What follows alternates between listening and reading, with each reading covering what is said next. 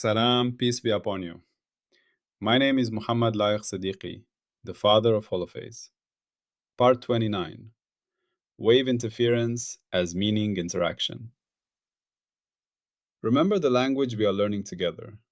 There is one field, phi, the holophase, one continuous cyclic movement from which all of reality unfolds. When phi begins to change, its first derivatives appear, and with them, three dimensions show themselves at once. Time as omega, space as k, and motion as v, built from both. Every higher derivative is a finer question about how phi changes, and each one casts three shadows together: a time shadow, a space shadow, and a motion shadow. These echoes mix and weave into one another, forming the patterns we call fields, particles, bodies, thoughts, and worlds. In this picture, everything that exists is a living tapestry of phi, endlessly echoing through its derivatives and their dimensional shadows. Today, we listen to just one of those echoes. Our journey through the language of the holophase has taken us deep into the grammar of motion. We have learned the letters, phi and its derivatives. We have learned the rules that govern their travel, the dispersion relations. We have seen how meaning packages itself into coherent units, the wave packets, the traveling phrases of reality. But a story needs more than isolated phrases. It needs dialogue. It needs the phrases to meet, to converse, to combine, and to conflict. Today, we reach the heart of this conversation. We enter the space where meanings interact. We explore wave interference as meaning interaction. This is where the solitary phrases of the field come together to weave the complex, evolving fabric of all that happens. It is the grammar of encounter, the syntax of combination. Let us begin with the simplest act of meeting: two phrases in conversation. Imagine two wave packets, two meaning phrases, traveling through the same medium. They approach each other. What actually happens when they meet? The answer is beautifully simple in principle and infinitely rich in consequence. They add together. In the holophase language, phi is the single field. Its value at any point is a single degree of activity. When two waves meet, they do not collide like solid objects. They simply both contribute to that single value. At that point in the field, phi's activity becomes the sum of what wave A would contribute on its own and what wave B would contribute on its own. It is a simple, local addition of their influences. This addition is the fundamental act of meaning interaction. It is the universe's most basic conversational rule. When two patterns meet, their stories combine, point by point and moment by moment. From this simple rule of addition, two profound and opposite kinds of conversation emerge. We call them constructive interference and destructive interference. First, let us look at constructive interference, the resonance of agreement. Picture two identical wave packets traveling together. They are perfectly in sync. Their peaks of activity align, their troughs align. Wherever one says high activity, the other also says high activity. Wherever one says low, the other also says low. When they add together, something remarkable happens. At the point where both are at their peak, the combined activity is twice as high. Where both are at their deepest trough, the combined activity is twice as low. The pattern is reinforced. The phrase is spoken louder, with greater emphasis.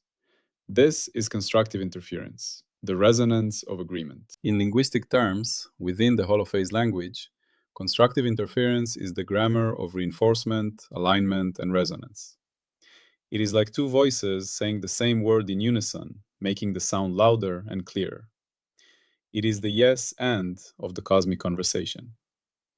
When meanings align in phase, they amplify one another, creating regions of heightened significance, sharper focus, and greater intensity in the tapestry of phi. Constructive interference is how certain patterns stand out, how emphasis is created, how the universe underlines and bolds certain phrases in its ongoing story. Now, let us turn to the opposite, destructive interference, the silence of contradiction. Imagine again two identical wave packets, but this time they are perfectly out of sync, where one is at its peak, saying high, the other is at its trough, saying low. They are exact opposites at every point. When they add together, they cancel. The high plus the low equals zero. The peak of one fills in the trough of the other. The result, at that precise place and moment, is stillness. The field returns to its background level. The activity vanishes. This is destructive interference, the silence of perfect contradiction. In the language of meaning, destructive interference is the grammar of cancellation, negation, and erasure. It is like someone saying yes and no with equal strength at exactly the same instant. The meanings annihilate each other, leaving quiet. Destructive interference creates regions of shadow, absence, and nullity inside an otherwise active field. It is how the universe carves out spaces of stillness within the noise, how it says, this is removed, or not here, or this possibility is cancelled. It is the ability of the field to undo a pattern at precisely the place where it was being expressed. Of course, real conversations are rarely made of perfect agreement or perfect contradiction. Most of the time, patterns are only partly aligned or partly opposed. Two different phrases meet with slightly different frequencies, slightly different directions, slightly shifted timing.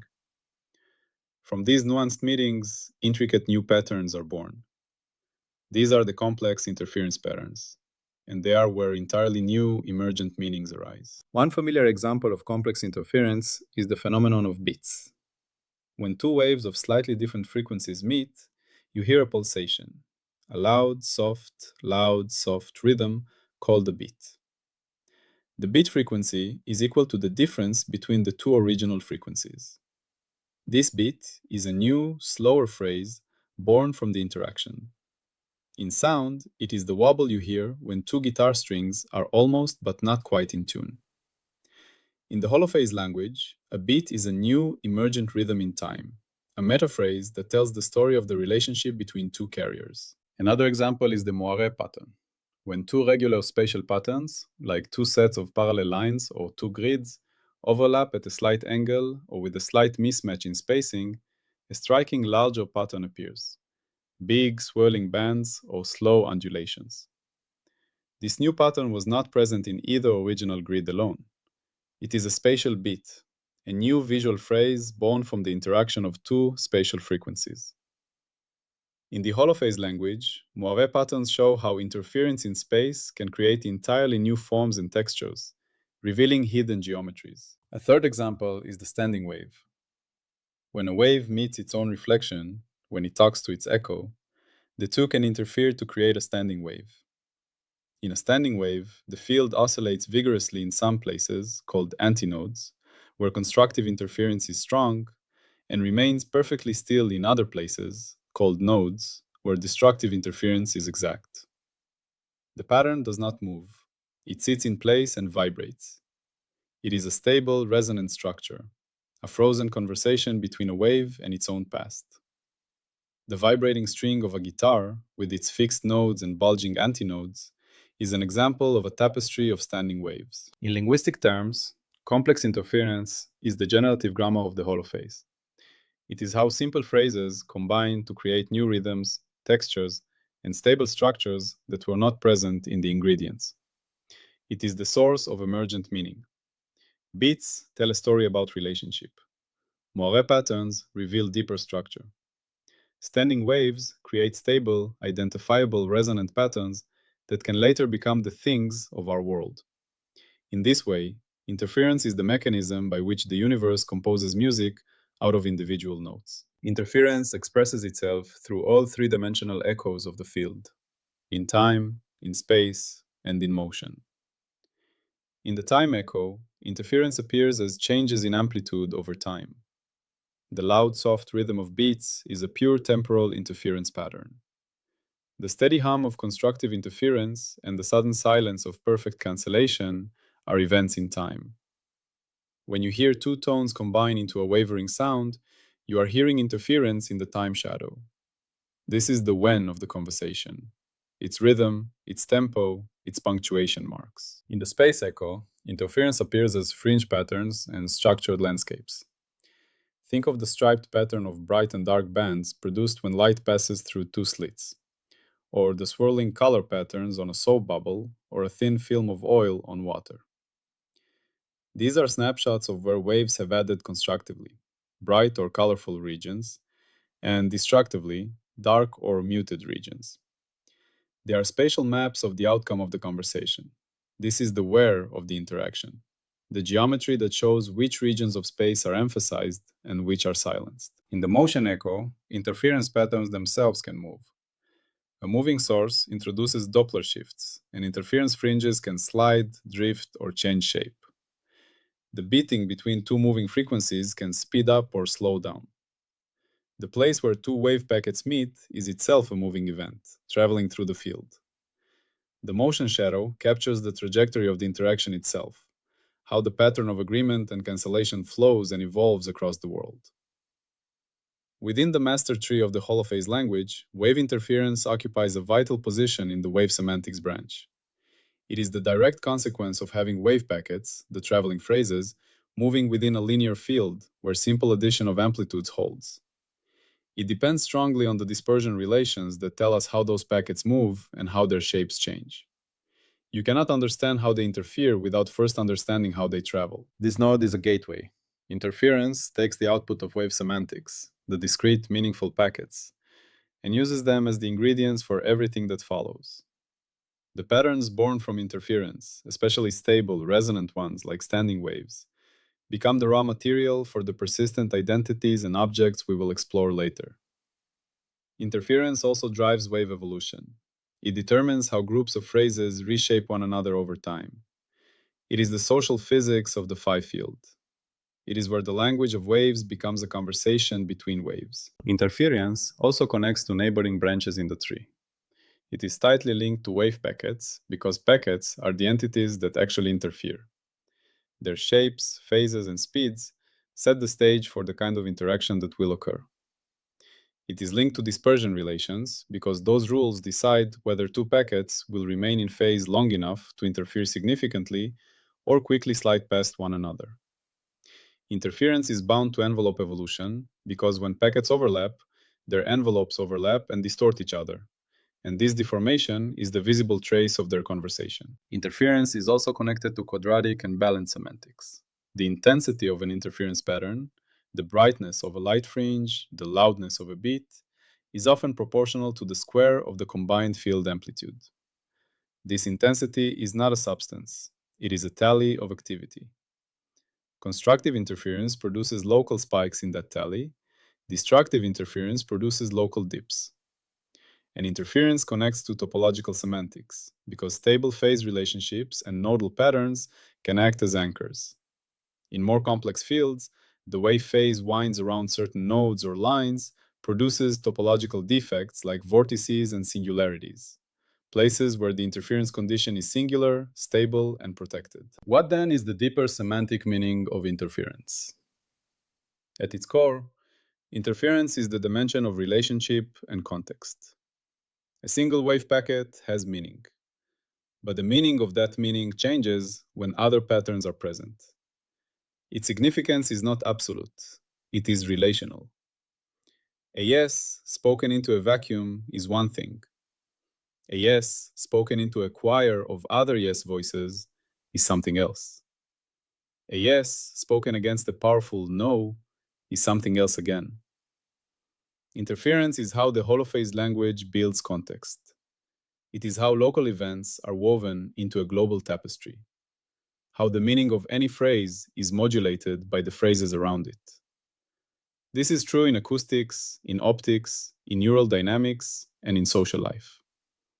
Interference is the universal process that creates harmony and dissonance, alignment and conflict, simply from the coexistence of patterns. Let us talk briefly about stability, variability, and falsifiability.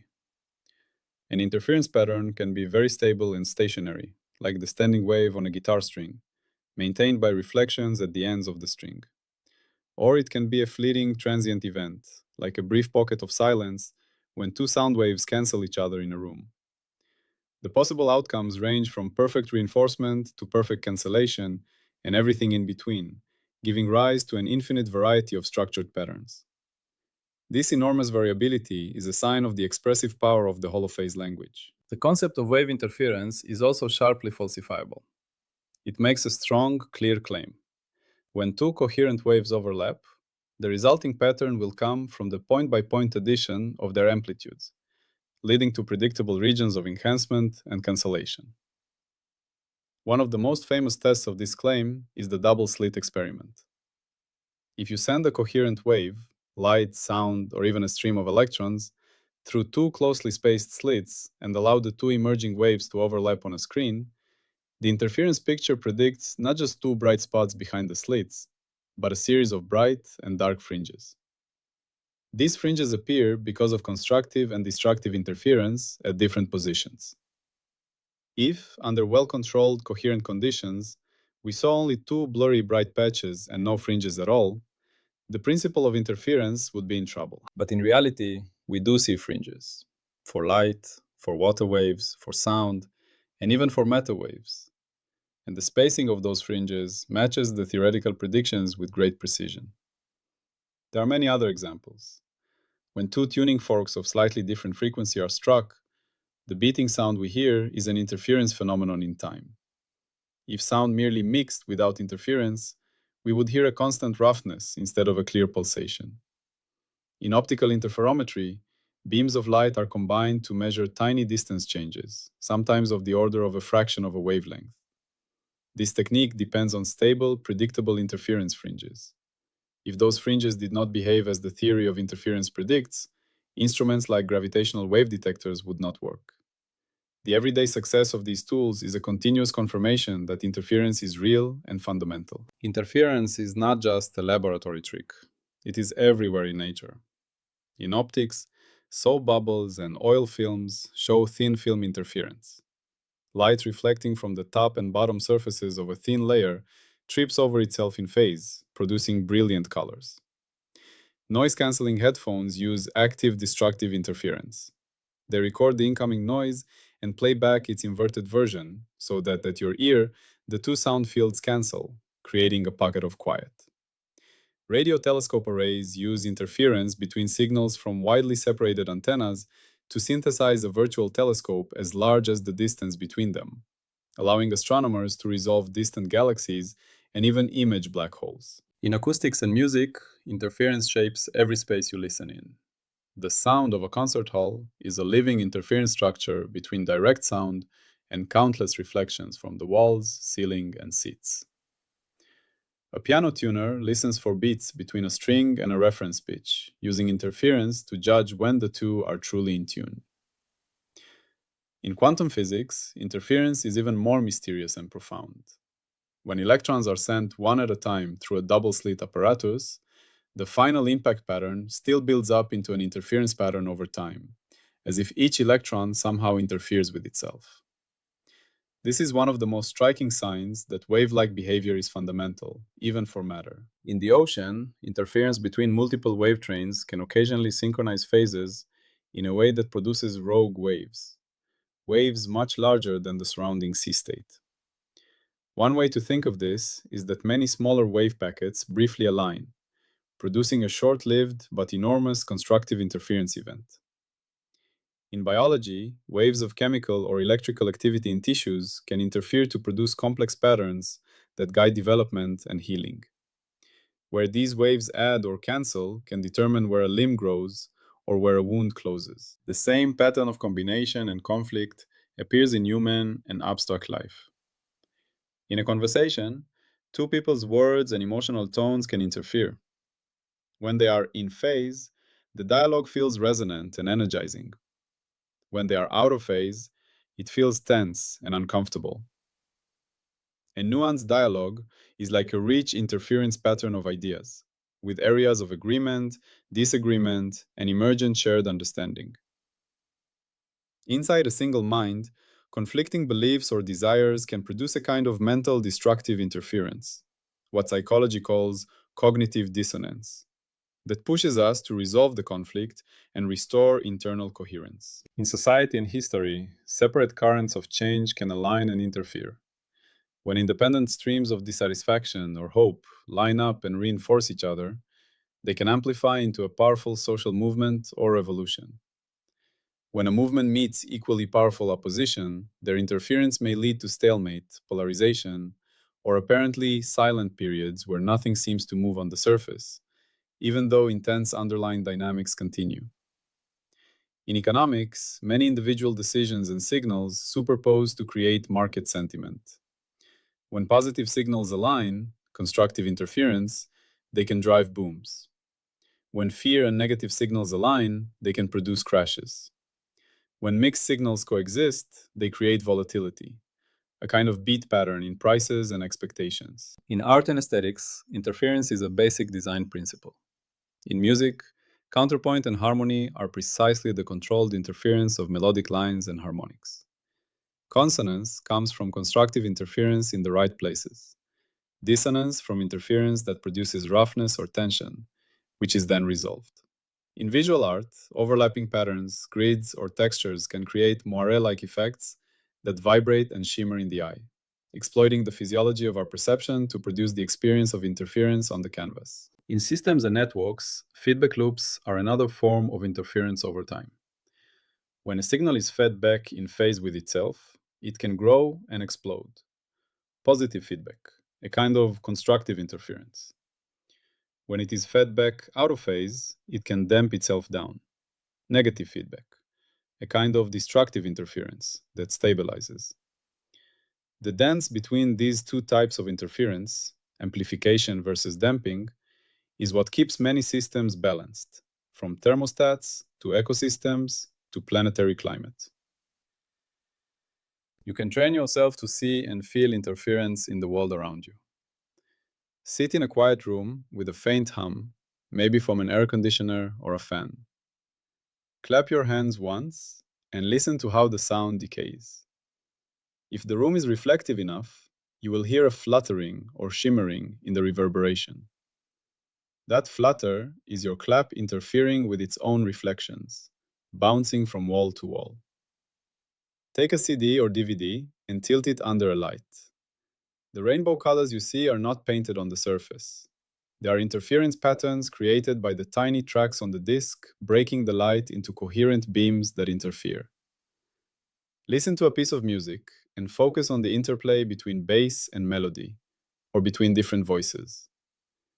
Notice the moments of perfect harmony and the moments of tension. You are hearing interference in the sound space. Watch a crowd at a rally or a stadium. See how waves of movement or chanting spread and sometimes collide. Two chants can merge into a single louder one, constructive interference.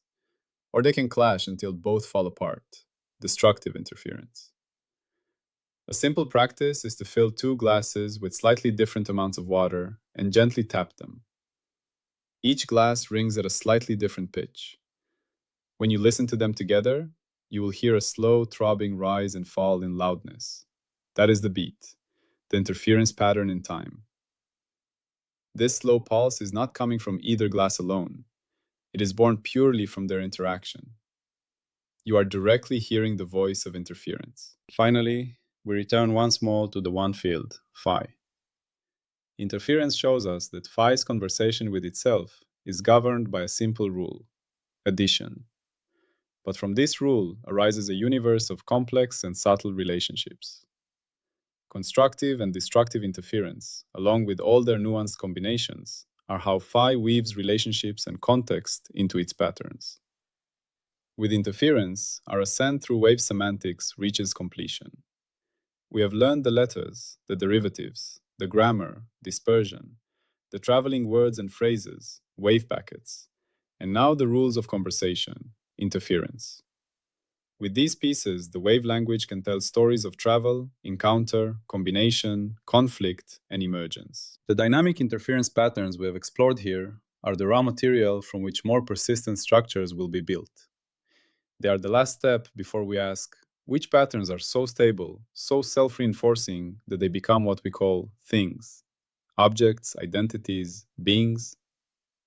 That is the frontier we are approaching next. For now, let us end with this image. The cosmos is not a collection of isolated actors. It is a continuous, shimmering field of overlapping conversations. Every wave, every pulse, every phrase of activity is constantly meeting others. In these meetings, meanings are amplified, cancelled, and transformed into new meanings. The silent darkness between bright stars is a kind of destructive interference in a cosmic sea of signals. The resonant orbit of a planet is a standing wave in the gravitational field. The coherence of a laser beam is a choir of light waves speaking in perfect agreement. Your own stream of consciousness is an unimaginably rich interference pattern of neural wave packets, combining to create a coherent experience. You are not outside this conversation. You are one of its most intimate expressions. Every sensation you have, every thought that arises, every word you speak, is the result of countless interfering patterns reaching a coherent, legible phrase in the field of your awareness. With this, we have learned to listen to the universe not just as a speaker, but as a dialogue. We have learned the grammar of encounter. In our next steps, we will see what this dialogue builds when it sustains patterns long enough to create something that lasts. But for now, just listen. The world is speaking to itself in a language of combination, and you are hearing it. Peace be upon you.